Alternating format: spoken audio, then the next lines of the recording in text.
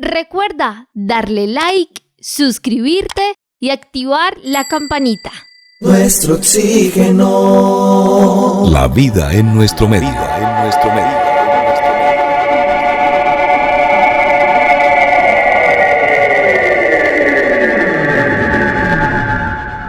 Desde tiempos inmemorables, el ser humano ha sentido mucha curiosidad por el universo, por la astronomía.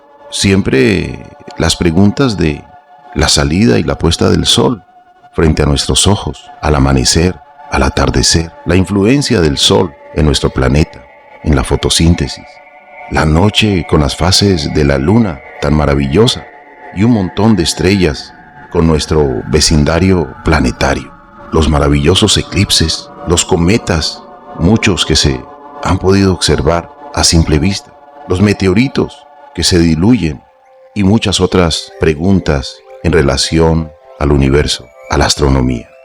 Hoy tenemos un invitado muy especial. Él se encuentra en Viña del Mar y nos atiende desde Chile. Es un divulgador científico, es un hombre estudioso y gran observador del universo. Él estará con nosotros para reflexionar hoy en este programa, para conversar con nosotros. Nuestro oxígeno.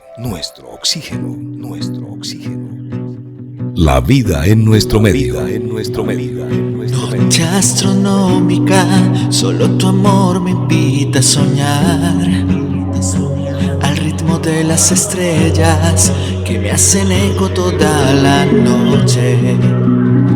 Siempre titilan como corazones que palpitan. Me invitan a darte un beso, bello parpadeo del universo. Bienvenidos, amables oyentes, y bienvenida, Marian. Carlos Alberto, muchas gracias. Un saludo cordial para usted y para todas las personas que nos escuchan. Para nosotros es un privilegio que hoy nos acompañe Claudio Vargas Farfán. Él es ingeniero informático de la Pontificia Universidad Católica de Valparaíso.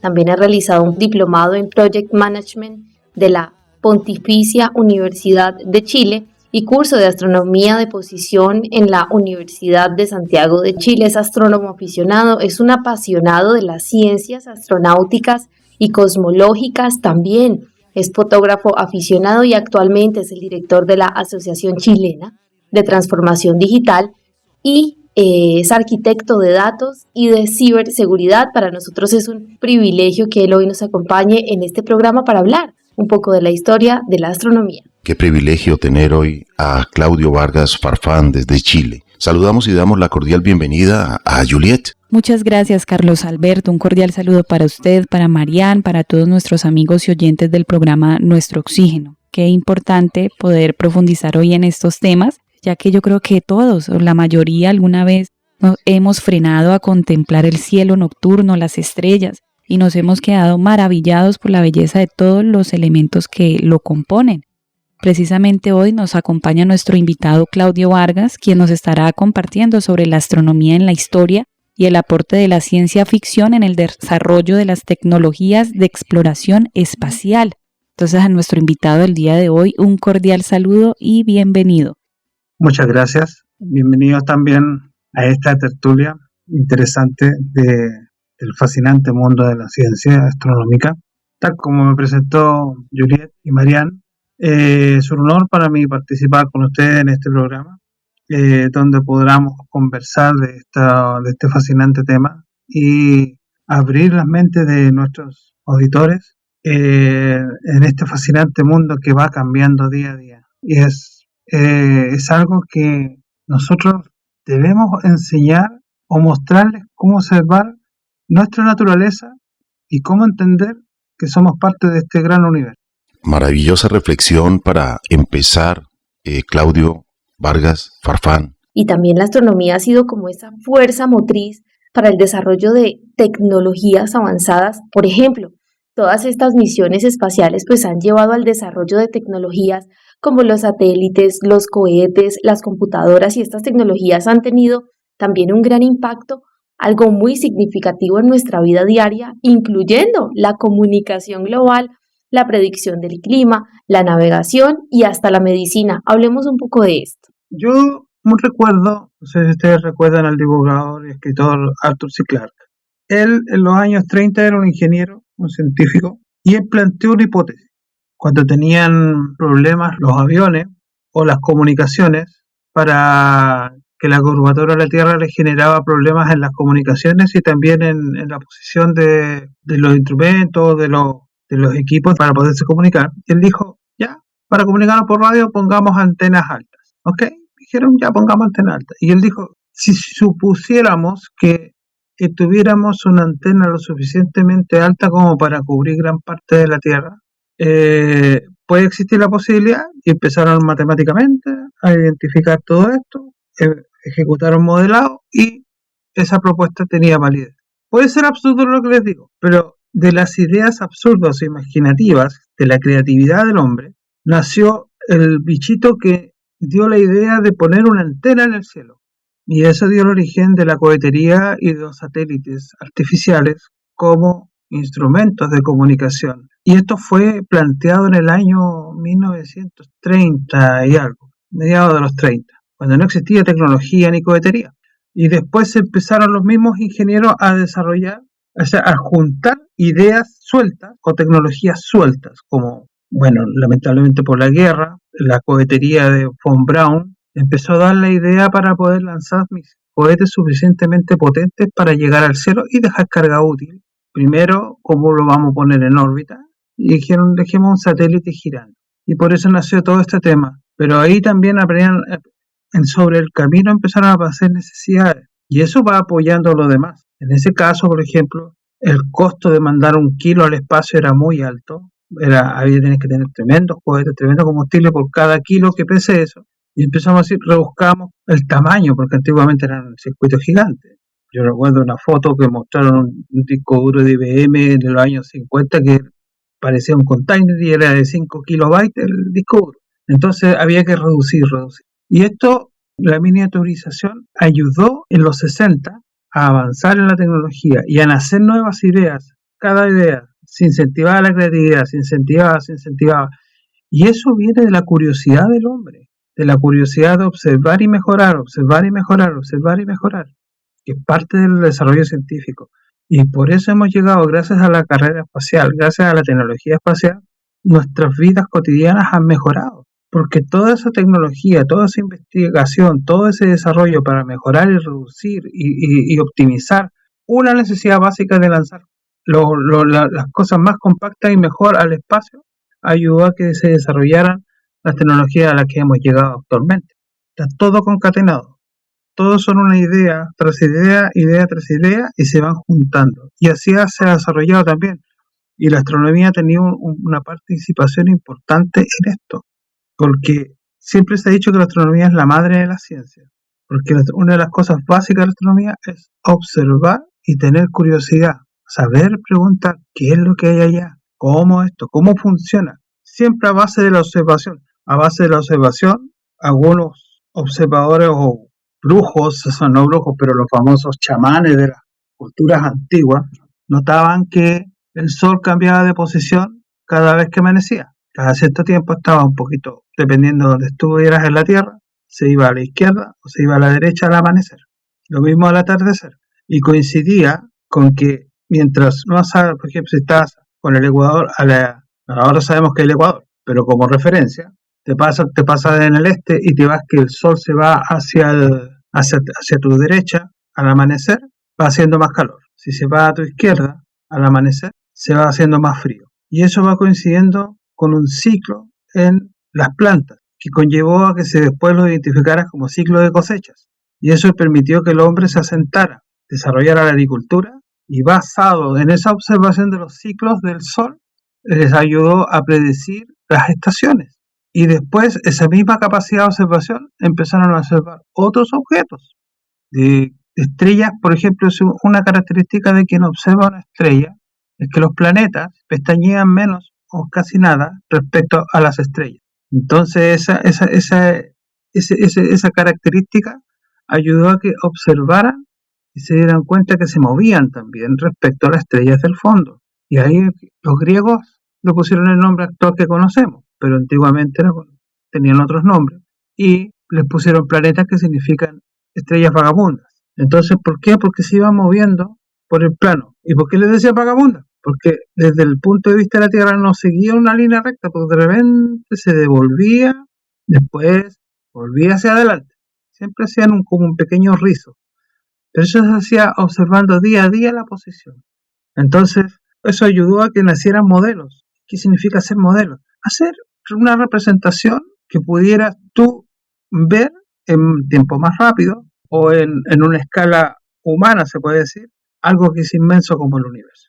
Y esa concatenación de observaciones y creatividad de quienes van observando llevó a un montón de ideas y conceptos que fueron acumulándose y que llegaron a lo que es actualmente la astronomía como tal.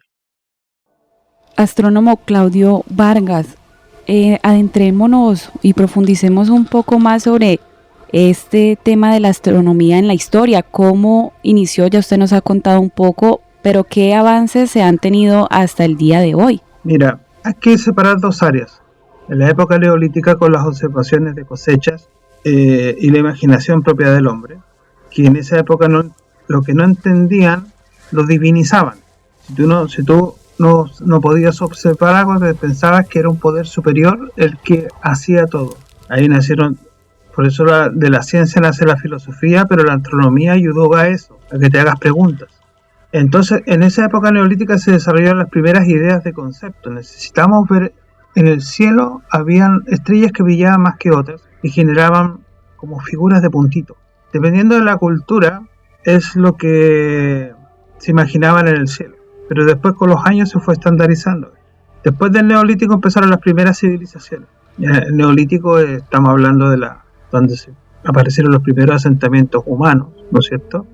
Todavía el hombre usaba tallado en piedra, no tenía herramientas suficientes como para desarrollar escritura, pero sí usaban muchos símbolos. Entonces, para moverse, por ejemplo, los pueblos de un lado a otro tenían que posicionarse a veces en la noche, en los desiertos. Por eso los árabes fueron grandes navegantes y aportaron mucho también en la ciencia astronómica.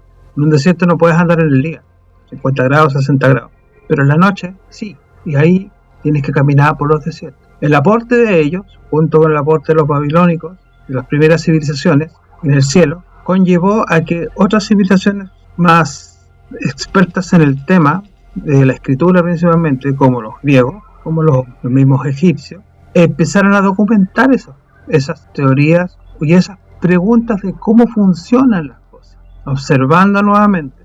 Y eso es importante porque el observar es la parte más importante del proceso de método científico.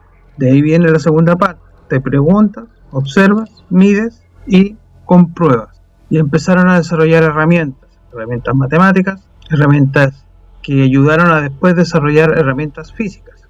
Después de pasar la época del Imperio Romano a la época del medieval, que era mucha creencia, pero poco ciencia, vino un renacer de la ciencia con el Renacimiento. Y allí empieza nuevamente a desarrollarse la astronomía fuertemente y a ser una impulsora de las ciencias. Estamos hablando que ya con Copérnico, que él tomó las observaciones de Ptolomeo y empezó a notar que era demasiado rebuscado el mecanismo que dijo Ptolomeo para explicar el movimiento de los planetas si la Tierra fuera el centro. Y Copérnico dijo, pero esto pareciera que no fuera el centro, sino que fuera el centro, la Tierra gira en torno al Sol y no los planetas y el Sol en torno a la Tierra. Con esa pregunta, que fue absurda en su momento, para la época, dio pie a que Galileo, al escuchar que algunos navegantes holandeses usaban lo que se llama un catalejo, él tomó ese catalejo, lo arregló de tal manera que fueron telescopios, el primer telescopio,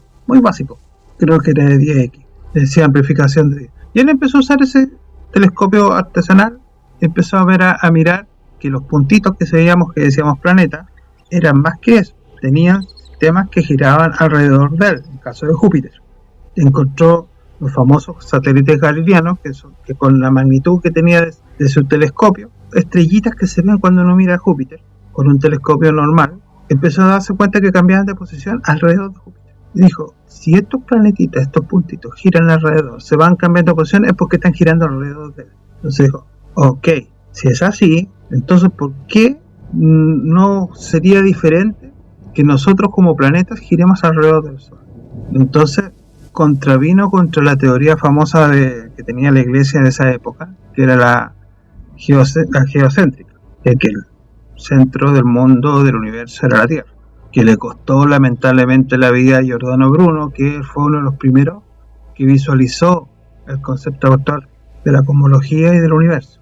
Entonces, ese trabajo de Galileo, si bien le costó, desde un punto de vista profesional, le costó mucho a él, casi la vida, perdió todo, pero ayudó a que otros científicos del mundo protestante, porque digo mundo protestante porque a diferencia de la Iglesia Católica, fue el Sacro Imperio Germánico, estamos hablando de los imperios centrales, Alemania, Austria, todo eso, se desarrolló mucho el trabajo científico. Ahí tuvimos a Tycho Brahe, tuvimos a Kepler, que empezaron en un trabajo conjunto a poder generar modelados de los movimientos de los planetas. Entonces, donde Kepler, en conclusión, llegó que no, los movimientos de los planetas por esas como diferencias de velocidad que detectaban en las cartas astronómicas, conllevó a que modelara teóricamente que la trayectoria de un planeta no era circular la órbita, sino que era elíptica y tenía un punto focal pasado donde el planeta como que se aceleraba y después se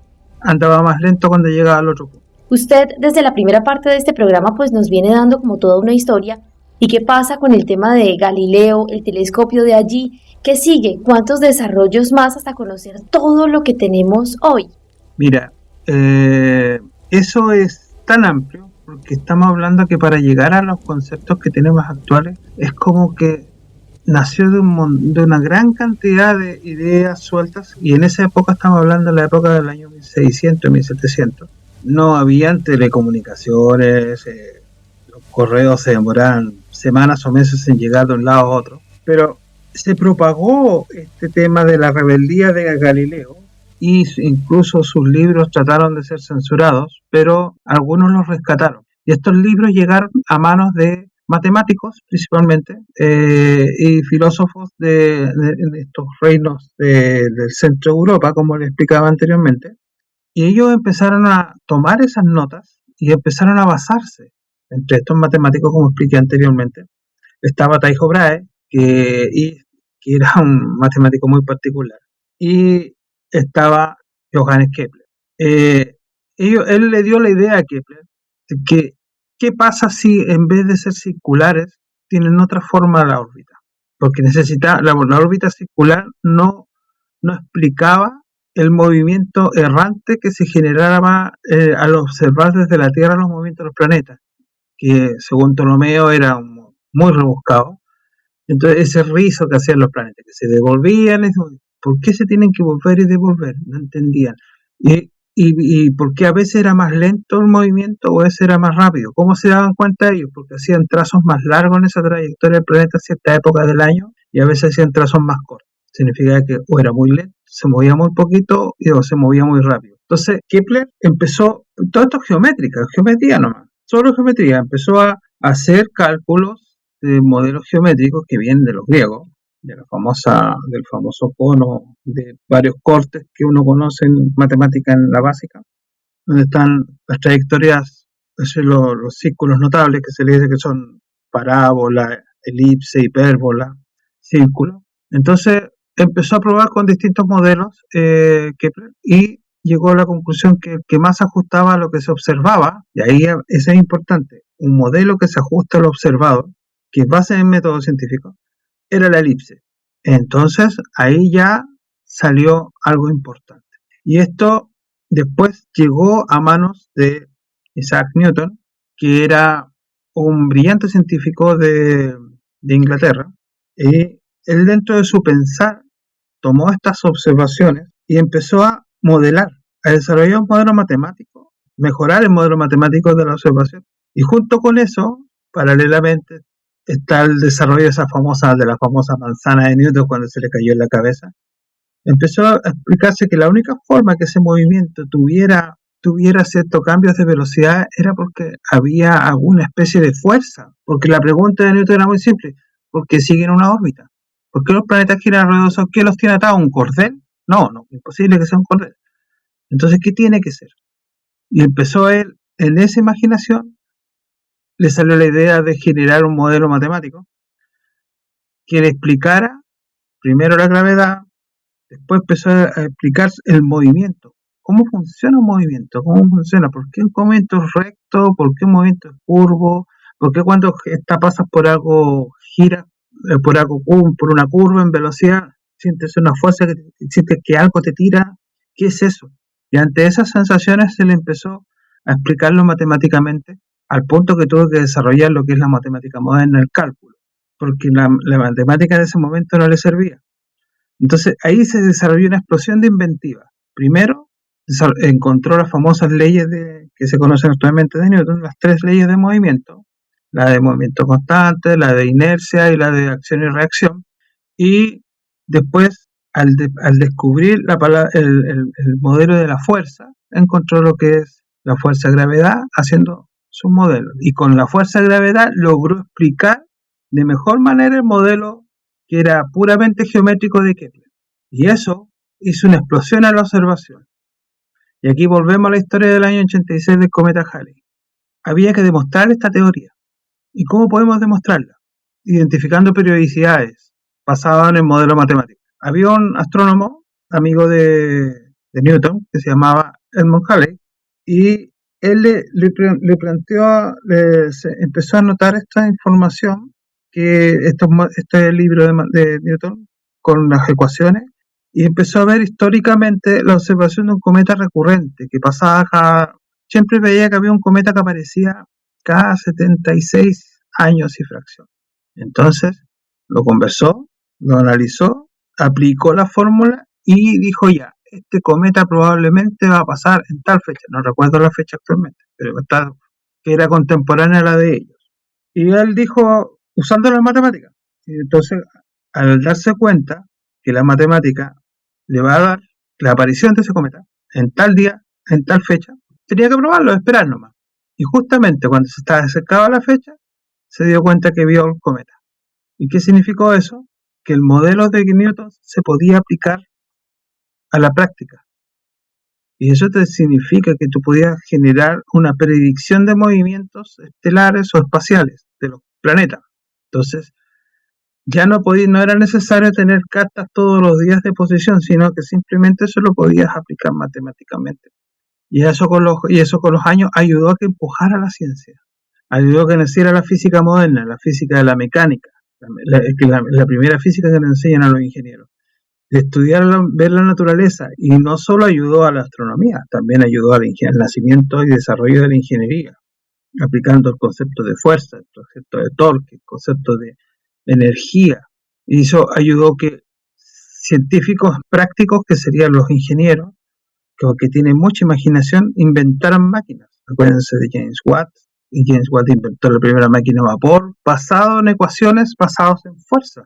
Paralelamente, otros especialistas, otros científicos descubrieron el movimiento de la mecánica fluido. Las temperaturas también se empezaron, otros de las termodinámicas nacieron. Todas esas ciencias nacieron, esa explosión de nacimiento entre el siglo XVIII y XIX conllevó, por ejemplo, hay un científico, no me acuerdo el nombre, pero el apellido sí, de apellido Wien. El señor Wien empezó a notar que el color de la llama de un mechero era directamente proporcional al espectro de luz que Newton había descubierto, del concepto de la luz y los colores. Entonces era directamente proporcional a la temperatura. Es decir, él se dio cuenta que, por ejemplo, una llama amarilla era una llama relativamente fría de fuego respecto a una llama más azul, que era mucho más cálida. Y él dijo, si las estrellas fueran de llamas, el color me indicaría su temperatura y su material. Entonces, por observaciones, empezaron simplemente a darse cuenta, porque también observaban, en esa época teníamos cielos limpios, que las estrellas tenían colores. Estaban las blancas, estaban las rojas, estaban las amarillas, estaban las azules, y empezó a proyectar ese patrón de colores al patrón de las estrellas. Entonces, fue una teoría, tampoco demostrable, hasta que nació la ciencia de la espectrografía, que si se dan cuenta que la astronomía fue la madre de las ciencias, porque cada situación conllevaba a otra respuesta. Una pregunta que generaba y no podías resolverla, generaba un modelamiento y ese modelamiento llevaba a una respuesta. Entonces, eso también es importante entender y por eso es fascinante esto, porque significa que nosotros somos el resultado de las pruebas y errores de nuestra evolución natural desde nuestros orígenes. Y lo mismo en la ciencia. La ciencia es el resultado de las pruebas y errores de muchos científicos. No es porque salió un genio como Einstein que dijo, no, la gravedad es geometría, pero había que demostrarlo. El mismo caso de las ondas gravitacionales, que ahora, hace unos 5 o 6 años atrás, se empezó a hacer más en boga, pero alguien la propuso 40 años atrás y había que demostrarlo. El bosón de Higgs, ¿cómo se tuvo que demostrar? Se planteó en los 60, alguien dijo, no, el señor Higgs dijo, no, tiene que haber una partícula que represente la masa. Se demostró, pero eso fue un trabajo de muchas generaciones que se fueron entrelazando una con otra. Este tema de la astronomía, Claudio, pues es fascinante, de verdad. Hablemos un poquitico de esto que es un poquito de ciencia ficción que se ha convertido hoy en una realidad, que hoy la tenemos en nuestras manos, que hoy tenemos esta exploración a nuestro vecindario planetario. La ciencia ficción es yo pienso, no, es una mezcla de fantasía con ser visionario. Ahí hay expertos que les dicen que son futurólogos más que científicos, pero justamente basado en la ciencia, ellos han desarrollado, estos escritores han desarrollado, han visualizado cómo podrían ser el futuro de la humanidad en ciertas cosas. Tenemos el tema de Julio Verne, que en los fines del siglo XIX, él visualizó, por ejemplo, un viaje a la Luna. Pero ¿cómo llegar? Con un cañonazo. Después me parecieron otros que querían probar esa teoría. Un cañonazo tendría que ser un tremendo cañón. Pero le dio la idea a gentes como Goddard, como von Braun, de generar una bala que llegara al cielo. Pero ¿cómo si fuera un cañonazo no puede llegar? Entonces, ¿cómo? Inventemos alguna forma de empujar el cohete. Y ahí Tsiolkovsky, que fue un gran científico ruso, él dio las bases del desarrollo de la cohetería química. Y Goddard tomó esas ideas también y paralelamente las desarrolló y creó sus primeros cohetes de prueba. Y obviamente von Braun tomó ideas de ellos y desarrolló la tecnología para lanzar cohetes de alta altura. Y todo nace, por ejemplo, de la idea de Julio Verne. Tenemos otros científicos que han desarrollado ideas en la exploración espacial y uno de los que más recuerdo es Clark, aparte que tenemos a Asimov, tenemos a Bradbury. Pero en el texto cuando yo leí el libro 2001, que es distinto a la película 2001, muy distinto. En ese libro ellos plantean, por ejemplo, originalmente la misión iba a Saturno. Entonces tenían que pasar por Júpiter con la nave Discovery, que era la nave del libro y de la película, y tenía que acelerarse para ir a Saturno, que ahora conocemos como la maniobra de aceleración gravitacional o billar planetario. Pero lo importante de este detalle que les quiero dar es que cuando se desarrolló la misión Voyager, que una de las más exitosas, y tal como dijiste, Carlos, está ya más allá de Plutón, está en el borde del sistema solar y todavía trabajando. Esta misión tenía la particularidad de que tenía que pasar cómo mandar en un viaje a varios planetas. Necesitaban mandar a Júpiter, Saturno, a Neptuno, lograr el Neptuno. Pero resulta que cuando estaban desarrollando esa misión, los científicos de trayectoria, y se lo dijeron a Arthur Clarke, porque él lo pone en su libro 2010, le dijeron que él en ese libro los inspiró para desarrollar la maniobra gravitacional. Ya, ellos se inspiraron de ese concepto, de un escritor de ciencia ficción, lo convirtieron en realidad. Y no lo pusieron en la película porque el director Stanley Kubrick no entendía esa maniobra y no creía en esa maniobra. Pero les quería dar ese pequeño ejemplo para que se dieran cuenta de cómo, o mismo caso de Dick Tracy, que ayudó a la miniaturización, que también nació como necesidad de los astronautas. Necesitaban miniaturizar para llevar las cosas más al espacio porque eran muy pesadas en esa época. Y pasa lo mismo con escritores famosos como Philip K. Dick, que fue el famoso escritor de Blade Runner, que planteó el tema del mundo el mundo distópico, que es un concepto bastante avanzado ahora. Arthur Clarke, por ejemplo, en la famosa computadora HAL del libro 2001, que es una famosa computadora que HAL significa Holographic Algorithmic Logic Computer. Él plantea el concepto holográfico porque HAL se basaba en sistemas de cristales láser. ¿Qué tecnología tenemos ahora que se parece a eso? La computación cuántica. Entonces imagínense cómo ideas de hace 60 o 50 años empezaron a inspirar a quienes leyeron esas historias o quienes vieron esos cómics, a quienes vieron esas películas, a inspirarlos a ellos como futuros ingenieros, futuros expertos en computación, a desarrollar tecnología que actualmente es normal para nosotros, pero era magia o un sueño para quienes fueron nuestros abuelos o nuestros padres. Y eso es lo importante por eso encuentro que es importante la ciencia ficción en este paso tecnológico actual. Porque Clarke, por ejemplo, Asimov plantearon la exploración del espacio. ¿Cómo hacemos una nave? ¿Cómo la propulsamos? ¿Cómo navegamos por el espacio? Y Clarke nos enseñó a navegar por el espacio para poder hacer varias misiones. Asimov nos enseñó a desarrollar computación y robots. Por ejemplo, la famosa saga de la Multivac, que es la famosa libro un cuento que se llama La Última Pregunta, ya que es precioso, pero lleva al concepto de la máquina o la computadora universal. ¿Y qué computadora universal tenemos nosotros ahora? Tenemos al Internet, tenemos los buscadores y ahora tenemos ChatGPT y las famosas tecnologías de inteligencia artificial. Entonces, estas personas visualizaron eso hace muchos años. Estos escritores enseñaron a que había que llegar a ese camino. Bradbury, por ejemplo, con el tema de Fahrenheit 451, ayudó al desarrollo de la tecnología de los libros, pero en digital. En el mismo caso de Crónicas Marcianas, la colonización de Marte como estrategia para crecer a nuestra raza, que es la humanidad.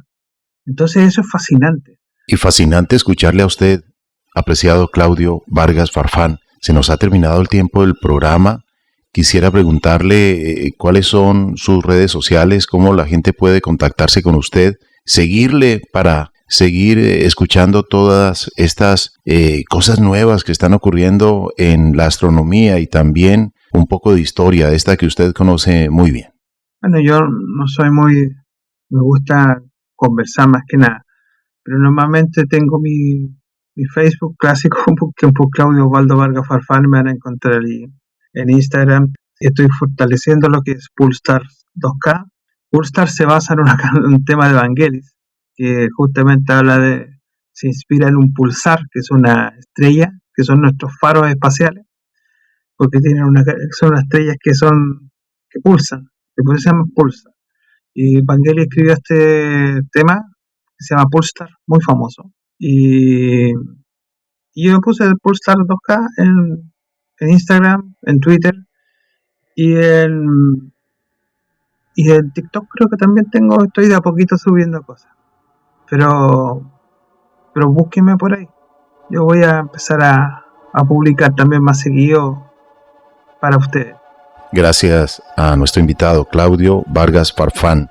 Muchas gracias por el honor de compartir con ustedes en este gran programa. Nuestro oxígeno. La vida en nuestro medio. Recuerda que si quieres escuchar más contenido como este, educativo, debes darle like, suscribirte y activar la campanita para que te lleguen todas las notificaciones.